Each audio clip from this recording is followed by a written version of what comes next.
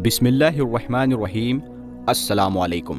प्यारे दोस्तों, आज का ये वीडियो आप सभी मुसलमानों के लिए बहुत ही ख़ास है, क्योंकि आज के इस वीडियो में हम आपको अल्लाह ताला के प्यारे नबी हज़रत मोहम्मद मुस्तफ़ा सल्लल्लाहु ताला अलैहि वसल्लम की कब्र मुबारक के बारे में कुछ ऐसी बातें बताने वाले हैं जिनको शायद आपने अभी तक कभी नहीं सुना होगा, और साथ में हम आपको कुछ ऐसी चीज़ों की ज़ियारत भी करवाने वाले हैं जिनको देखकर आप सभी का दिल खुश हो जाएगा। आज की इस वीडियो में हम इन सवालों पर बात करेंगे, जैसे नबी सल्लल्लाहु ताला अलैहि वसल्लम कब और कहाँ दफनाए गए, नबी सल्लल्लाहु ताला अलैहि वसल्लम की कब्र मुबारक के साथ क्या क्या हादसात पेश आए हैं, नबी सल्लल्लाहु ताला अलैहि वसल्लम की कब्र के ऊपर इतनी बड़ी बिल्डिंग और गुंबद खिजरा कब और किसने बनाया, और क्या हुआ था जब नबी सल्लल्लाहु ताला अलैहि वसल्लम की कब्र से उनके जिस्म मुबारक को चुराने की कोशिश की गई थी।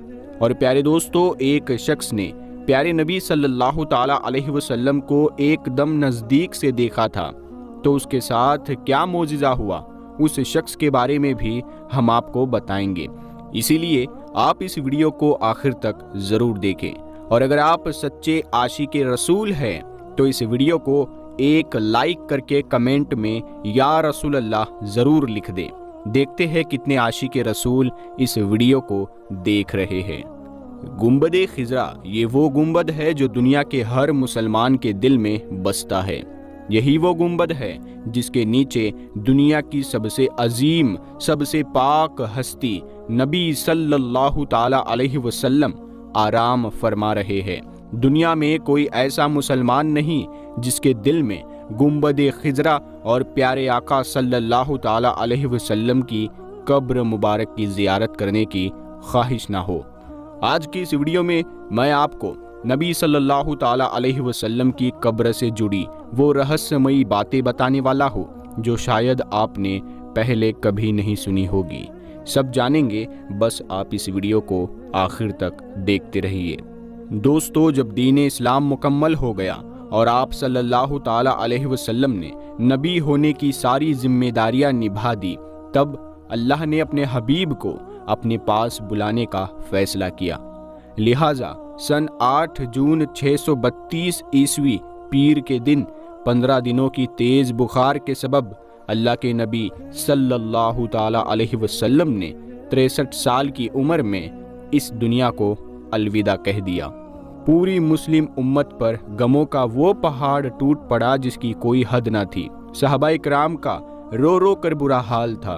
उनको यकीन तक नहीं हो रहा था कि अल्लाह के रसूल हमें यूं छोड़कर चले जाएंगे। रसूलुल्लाह की वफ़ात के 2 दिनों तक उनकी नमाज जनाजा पढ़ी जाती रही, और जब उनके जिस्म मुबारक को दफनाने की बात आई तो सहाबाए किराम में राय मशवरे होने लगे।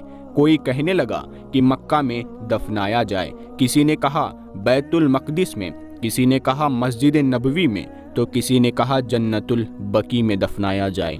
इतने में हज़रत अबू बकर रदी अल्लाह ताला अन्हु ने कहा कि मैंने रसूलुल्लाह सल्लल्लाहु ताला अलैहि वसल्लम से खुद सुना है कि पैगंबरों को उसी जगह दफनाया जाता है जहां उनकी वफ़ात होती है। और दोस्तों, नबी सल्लल्लाहु ताला अलैहि वसल्लम की वफ़ात उनकी बीवी हज़रत आयशा रदी अल्लाह ताला अन्हा के हुजरे में हुई थी। लिहाजा रसूलुल्लाह सल्लल्लाहु ताला अलैहि वसल्लम के पाक जिस्म मुबारक को वही दफनाया गया। ठीक 2 साल बाद हज़रत अबू बकर रदी अल्लाह ताला अन्हु भी बुखार के सबब 63 साल की उम्र में वफ़ात पा गए। उनको भी अल्लाह के नबी सल्लल्लाहु ताला अलैहि वसल्लम के ठीक बगल में दफनाया गया। और फिर ठीक 10 साल बाद हज़रत उमर रदी अल्लाह ताला अन्हु भी 63 साल की उम्र में शहीद हो गए, और हज़रत आयशा रदी अल्लाह ताला अन्हा की इजाज़त से उनको भी नबी सल्लल्लाहु ताला अलैहि वसल्लम के पास हज़रत अबू बकर रदी अल्लाह ताला अन्हु के बगल में दफनाया गया। दोस्तों, नबी सल्लल्लाहु अलैहि वसल्लम की कब्र के चारों ओर सोने और तांबे से बनी ये सुनहरी जालियाँ पहले लकड़ी की हुआ करती थी, जो कि सबसे पहले मिस्र के सुल्तान ज़हीर बेबर्स ने सन 1269 ईस्वी में बनवाई थी। इसके बाद 1481 ईस्वी में मामलुक सुल्तान अशरफ केतबे ने इस बाउंड्री को लोहे और तांबे की बनवाया। जिस जगह मुसलमान रोज़ाए रसूल के सामने खड़े होकर आका पर दरूद और सलाम पढ़ते हैं, वहाँ की जाली में 3 खास सुराख दिखाई देते हैं। इस पहले सुराख के बिल्कुल सामने नबी सल्लल्लाहु अलैहि वसल्लम की कब्र मुबारक है और इस दूसरे सुराख के सामने हज़रत अबू बकर और इस तीसरे सुराख के सामने हज़रत उमर रदी अल्लाहु अन्हुमा की कब्र मुबारक है।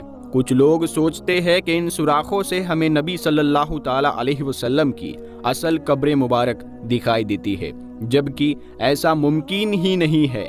इन सुराखों से सिर्फ एक हरा कपड़ा दिखाई देता है। असल कब्रें तो 3 दीवारों के पीछे होती है। अब ये 3 दीवारें कौन सी है, कब बनी थी, किसने और क्यों बनाई थी, आइए इतिहास में पीछे चलते हैं। जिस जगह नबी सल्लल्लाहु ताला अलैहि वसल्लम की कब्र मुबारक है वो हज़रत आयशा रदी अल्लाहु ताला अन्हा का हुजरा या घर था और इसी घर के आसपास नबी सल्लल्लाहु ताला अलैहि वसल्लम की बाकी बीवियों के घर भी थे। मगर नबी सल्लल्लाहु अलैहि वसल्लम की वफ़ात के 80 साल बाद ही यानी सन 711 ईस्वी में ये सारे घर तोड़ दिए गए। दरअसल इस वक्त वलीद बिन अब्दुल मलिक खलीफा थे और उमर बिन अब्दुल अजीज मदीना के गवर्नर थे। इस वक्त मुसलमानों की तादाद बढ़ने लगी और मस्जिद नबवी में नमाजियों के लिए जगह कम पड़ने लगी थी। इसी वजह से खलीफा वलीद बिन अब्दुल मलिक ने गवर्नर उमर बिन अब्दुल अजीज को नबी सल्लल्लाहु ताला अलैहि वसल्लम की बीवियों के घर तोड़ने का हुक्म दिया ताकि मस्जिद नबवी को बड़ा किया जा सके। मगर इस वाक़ये से उस वक्त के मुअज़्ज़ज़ ताबईन और बाकी के मुसलमान खुश नहीं थे, मगर फिर भी ये काम करना पड़ा। इसी साल यानी 711 ईस्वी में बारिश की वजह से रोज़ाए रसूल यानी आयशा रदी अल्लाहु ताला अन्हा के हुजरे की एक दीवार गिर गई। मदीना के गवर्नर उमर बिन अब्दुल अजीज ने दीवार को दोबारा तामीर करने का हुक्म दिया। जैसे ही लोगों ने दीवार की नींव खोदी, अचानक वहां खड़ा हर शख्स डर के पीछे हट गया। लोगों ने देखा कि कब्र से एक पैर बाहर निकल आया है। लोगों में हड़बड़ाहट मच गई कि ये पैर मुबारक रसूलुल्लाह सल्लल्लाहु ताला अलैहि वसल्लम का है। मगर बाद में उर्वा बिन जुबैर ने उस पैर मुबारक को ध्यान से देखा और कहा कि ये पैर रसूलुल्लाह का नहीं है बल्कि हज़रत उमर रदी अल्लाह ताला अन्हु का है। इसके बाद कब्र को ठीक करके उमर बिन अब्दुल अजीज ने काले पत्थरों से उस दीवार की मरम्मत कराई। इस एक दीवार को छोड़कर बाकी की 3 दीवारें और छत आज भी वैसी की वैसी ही है जैसे नबी सल्लल्लाहु अलैहि वसल्लम के दौर में बनाई गई थी। उमर बिन अब्दुल अजीज ने महसूस किया कि ये दीवारें कमज़ोर होने लगी है, लिहाजा उन्होंने इन दीवारों के भी इर्द गिर्द एक मोटी मजबूत पत्थरों की दीवार और बनाई जो 5 कोनों की थी। 5 कोनों की दीवार बनाने की वजह ये थी कि उन्होंने सोचा कि अगर 4 कोनों की दीवार बनी तो कहीं लोग इसे भी काबा समझकर तवाफ करना शुरू ना कर दें। इसीलिए उमर बिन अब्दुल अजीज ने ऐसी 5 कोनों की दीवार बनाई। इसके बाद सन 1279 ईस्वी में नबी पाक सल्लल्लाहु अलैहि वसल्लम की कब्र मुबारक पर पहला गुंबद तामीर किया गया जो कि मिस्र के मामलुक सुल्तान मंसूर कलावून ने बनवाया था। ये गुंबद लकड़ी का हुआ करता था। फिर 1476 ईस्वी में मिस्र के ही एक और ममलूक सुल्तान अशरफ केतवे ने मस्जिद नबवी को गिराकर दोबारा तामीर किया था।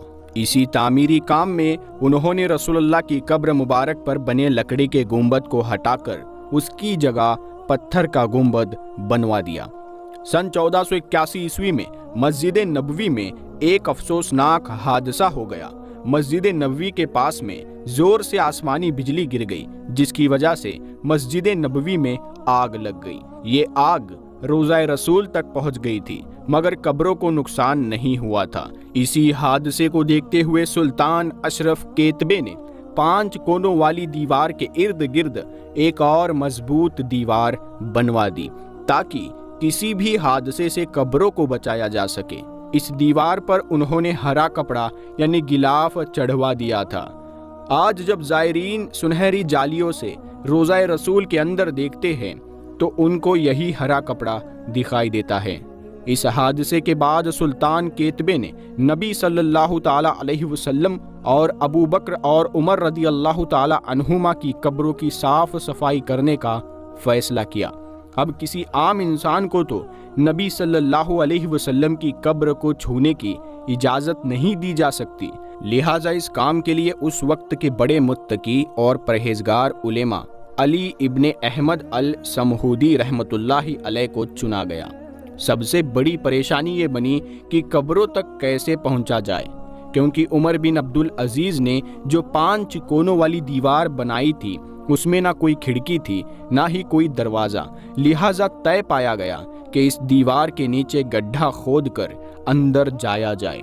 समहूदी रहमतुल्लाहि अलैह फरमाते हैं कि मैं जैसे ही रोज़ा रसूल के अंदर पहुंचा, मैंने वो खुशबू महसूस की जो मैंने आज तक नहीं देखी थी।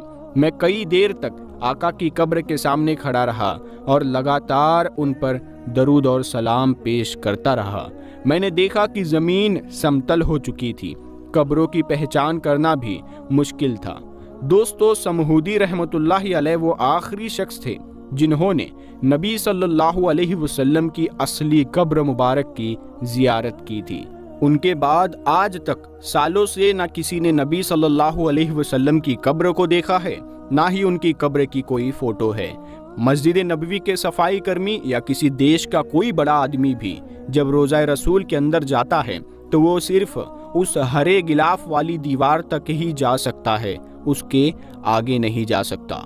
सन 1813 ईस्वी में ओटोमन सुल्तान महमूद दूसरे ने 1279 ईस्वी में रोज़ा रसूल पर बने गुंबद को हटा दिया और एक बड़ा गुंबद बनाया जिसे आज हम गुंबदे खिजरा कहते हैं। उन्होंने ये गुंबद अपनी एक मन्नत के तौर पर बनाया था। उस वक्त के उलमा इकराम ने इनको रोकना चाहा मगर सुल्तान महमूद नहीं माने। कुछ सालों के बाद ही गुंबदे खिजरा पर हरा रंग कर दिया गया। उसके बाद से आज तक गुंबदे खिजरा पर हरा रंग ही रंगा जाता है। दोस्तों, नबी सल्लल्लाहु ताला अलैहि वसल्लम की कब्र के नीचे की साइड एक और कब्र की जगह खाली है। हदीसों के मुताबिक इस जगह हजरत ईसा अलैहिस्सलाम को दफनाया जाएगा, क्योंकि ईसा अलैहिस्सलाम अभी जिंदा है। अल्लाह ने उनको जिंदा ही आसमानों में उठा रखा है। दोस्तों, कई बार आप लोगों ने देखा होगा कि मदीना के गुंबद खिजरा पर एक खिड़की नुमा कुछ बना हुआ है। इसके बारे में क्या मालूमात मिलती है, आइए जानते हैं। रिवायत है कि मदीना के लोग सख्त कहत में मुब्तला थे, तो उन्होंने हज़रत आयशा सिद्दीक़ा रदी अल्लाह ताला अन्हा से अपनी मजबूरी बताई।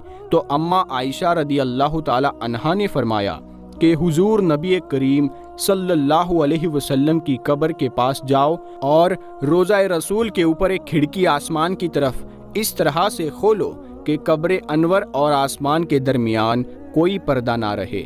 रावी कहते हैं कि उन्होंने ये जाहिर किया कि बस फिर बहुत ज़्यादा बारिश हुई, हत्ता कि खूब सब्ज़ा उग आया। ऊंट इतने मोटे हो गए कि जैसे चर्बी से फट पड़े, लिहाजा इस साल का नाम रखा गया आमुल फता, यानी सब्ज़ा और कुशादगी का साल रख दिया गया, और इसको बहुत सारे लोगों ने रिवायत किया है। प्यारे दोस्तों, इस हदीस मुबारका के बाद हमें हमारे दूसरे सवाल का आसानी से जवाब मिल जाता है कि जिन लोगों ने गुंबद खिजरा बाद में तामीर किया था मस्जिद की शान और शौकत की खातिर, फिर उन्होंने ही ज़रूर इसमें ये खिड़की छोड़ी होगी। लेकिन प्यारे दोस्तों, दूसरी तरफ बहुत से लोग इन रिवायात का इनकार करते हैं कि ये ज़ईफ़ रिवायत है, और वो क्यों इन रिवायत का इनकार करते हैं इस पर भी हम बात करते हैं कि वो किन वजूहात की बिना पर इन रिवायत का इनकार करते हैं। प्यारे दोस्तों, कुछ लोगों का ये ख्याल है ये कब्र रसूल सल्लल्लाहु अलैहि वसल्लम पर मौजूद गुंबद खिजरा पर जो खिड़की है वो हज़रत आयशा सिद्दीक़ा रदी अल्लाह ताला अन्हा के कहने पर सहाबा इकराम ने उस वक्त खोली थी जब एक दफ़ा मदीना में कहत पड़ गया था। اس روایت کے انکار میں بھی مختلف وجوہات اور مختلف روایات ملتی ہے، یعنی دوسرے راوی یہ بات کہتے ہیں اور تاریخ حوالے سے ثابت ہے۔ حضرت عائشہ رضی اللہ تعالی عنہ کی زندگی میں حجرہ عائشہ کے جس میں نبی کریم صلی اللہ تعالی علیہ وسلم کی قبر تھی، وہ اپنے اسی حالت میں برقرار ہے جس طرح سے نبی کریم صلی اللہ تعالی علیہ وسلم کے زمانے میں تھی، یعنی کچھ حصے پر چھت لگی ہوئی اور کچھ حصہ بغیر چھت کے کھلا تھا۔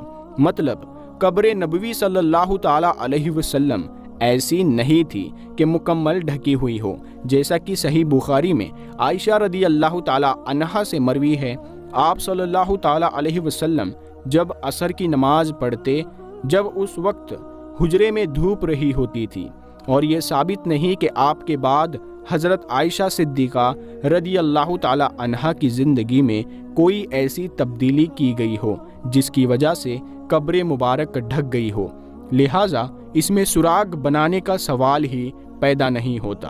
حجرہ عائشہ رضی اللہ تعالی عنہا کو ولید بن عبد الملک نے اپنے عہد میں مسجد میں شامل کیا۔ جب انہوں نے مسجد نبوی صلی اللہ تعالی علیہ وسلم کی تعمیر کی، پھر ولید بن عبد الملک نے ہی حجرہ عائشہ یعنی قبر نبوی صلی اللہ علیہ وسلم کے ارد گرد اونچی دیوار کھڑی کر کے ڈھک دی اور پورا رکھا تاکہ صفائی وغیرہ کے لیے اندر اترا جا سکے۔ دوستو، اسلامک اتہاس میں کچھ ایسے قصے ملتے ہیں جن میں بیان کیا جاتا ہے کہ نبی صلی اللہ علیہ وسلم کے جسم مبارک کو چرانے کی کوشش کی گئی۔ ایک واقعہ یہ بیان کیا جاتا ہے کہ فاطمید خلیفہ حکیم بن امر اللہ نے 2 بار یہ کوشش کی کہ نبی صلی اللہ علیہ وسلم کے جسم مبارک کو ان کی قبر سے نکال کر مصر کے کائرو شہر میں دفنا دیا جائے۔ اس کے علاوہ ایک مشہور واقعہ نور الدین جنگی والا ہے۔ نور الدین جنگی عشاء کی نماز پڑھ کر سو رہے تھے کہ اچانک ان کی نیند کھل گئی اور اٹھ کر بیٹھ گئے۔ ان کی آنکھوں میں آنسو تھے، کہنے لگے، میرے ہوتے ہوئے میرے آقا میرے نبی صلی اللہ علیہ وسلم کو کون ستا رہا ہے؟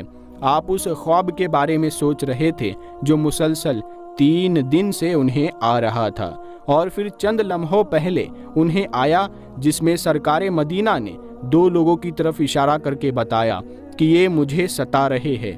اب سلطان نور الدین جنگی کو سکون کہا تھا۔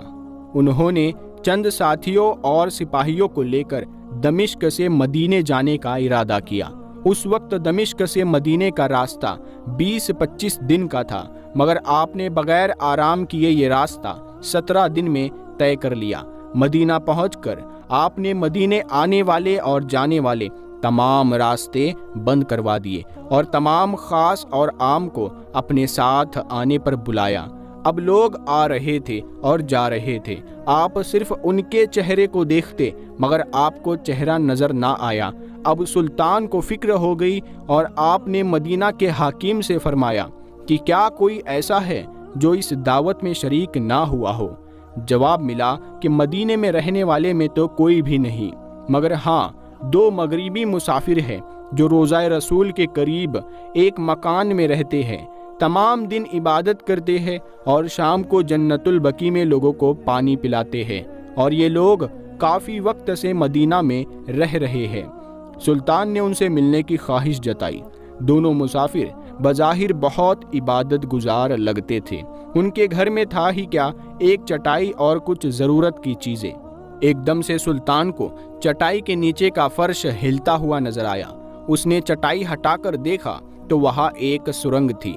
آپ نے سپاہی کو سرنگ میں اترنے کا حکم دیا۔ وہ سرنگ میں داخل ہوئے اور واپس آ کر بتایا کہ یہ سرنگ نبی پاک صلی اللہ تعالی علیہ وسلم کی قبر مبارک کی طرف جاتی ہے۔ یہ سن کر سلطان کے چہرے پر غصہ اور غضب کی کیفیت طاری ہو گئی۔ آپ نے دونوں مسافروں سے پوچھا کہ سچ بتاؤ تم لوگ کون ہو؟ کافی پوچھنے کے بعد انہوں نے بتایا کہ وہ نصرانی یعنی عیسائی ہے اور اپنی قوم کی طرف سے تمہارے پیغمبر کے جسم اطہر کو چوری کرنے کے لیے بھیجے گئے ہیں۔ سلطان یہ سن کر رونے لگا اور اسی وقت دونوں کی گردنیں اڑا دی۔ سلطان روتے ہوئے جاتے اور کہتے جاتے کہ میرا نصیب کہ پوری دنیا میں اس خدمت کے لیے اس غلام کو چنا گیا۔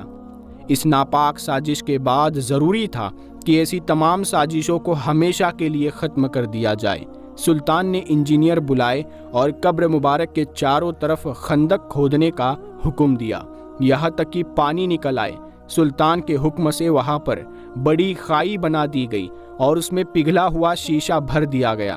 شیشے کی خندق اور خائی آج بھی روضہ رسول صلی اللہ علیہ وسلم کے گرد موجود ہے۔